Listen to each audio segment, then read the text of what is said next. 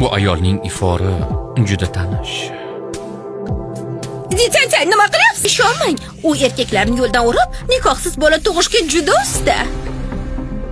Meni boshqalarning shaxsiy hayoti qiziqtirmaydi. Seni boshqa ishing yo'qmi? Bekorchimisan?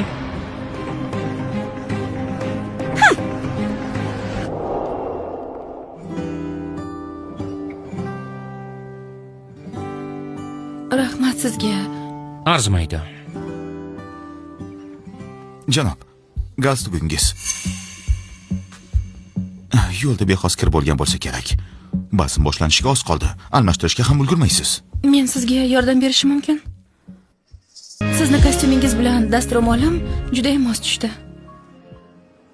Katta rahmat. Kechirasiz, men odatda o'g'limning kiyimlarini to'g'rilab qo'yaman. Shuning uchun beixtiyor sizni kiyimingizni ham to'g'rilab qo'ydim.